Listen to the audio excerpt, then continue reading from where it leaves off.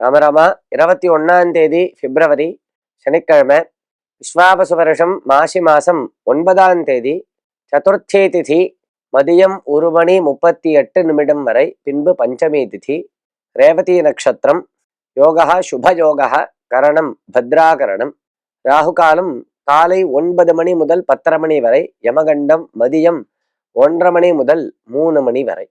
தினசரி பூஜை அல்லது விசேஷ நாட்களில் செய்யப்படும் பூஜைக்கு பிறகு சுவாமிக்கு ஹாரத்தி கரைத்து கொட்டுவது ஏன்?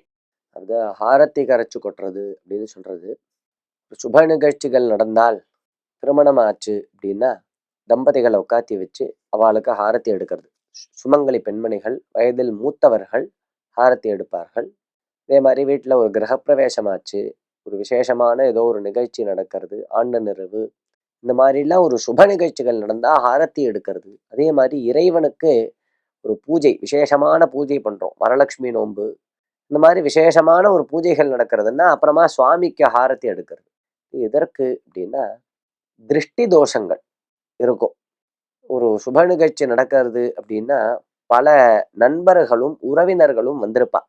எல்லாருடைய மனநிலையும் நல்லதாகவே இருக்கும்னு சொல்ல முடியாது. எல்லாரும் சில பேர் நல்லது நினைக்கலாம், சில பேர் அதற்கு மாறுதலாக கெடுதலையும் நினைக்கலாம், பொறாமப்படலாம். சுச்சோ, இவன் ரொம்ப சௌக்கியமா இருக்கானே, இவனுக்கு எல்லாம் கிடைச்சிருக்கே, நம்மளோட சேர்ந்துதானே இருந்தான், இவனுக்கு மட்டும் இப்படி நல்ல ஒரு வீடு இருக்கு, நன்னா மனைவி அமைஞ்சிருக்கா, நல்லபடி வாழ்க்கை அமைஞ்சிருக்கு அப்படின்னு மனசால அவன் நினைச்சான்னு வச்சுக்கோ, நிச்சயமா அது நம்மளை பாதிக்கும். இந்த மாதிரி சில பேர் கண்ணால உத்து உத்து பார்ப்பான். சுச்சோ, இவன் ரொம்ப அழகா இருக்கானே, இவன் ஆரோக்கியமா இருக்கானே அப்படின்னு கண்ணால உத்து உத்து பார்ப்பான், கண்ணடிப்படும். இதெல்லாம் திருஷ்டி தோஷம்னு பேர். மனசால நினைக்கிறதும் கண்ணால பார்க்கறதும், இது மாதிரி கெட்ட ஒரு எண்ணத்தோட பொறாமையால பார்க்கறதுங்கிறது ஒரு கெட்ட விஷயம். அது நம்மளை பாதிக்கும். அந்த ஒரு தோஷத்திலிருந்து நம்மளை விளக்கறதுக்கு தான் இந்த ஹாரத்தி எடுத்து அதை கொட்டுறது அப்படிங்கிறது. சுவாமிக்கு பூஜை பண்ணினாலும் இந்த ஹாரத்தி எடுக்கிறது அப்படிங்கிறது, சுவாமியே அங்க சைத்தன்யமாக இருக்கார்.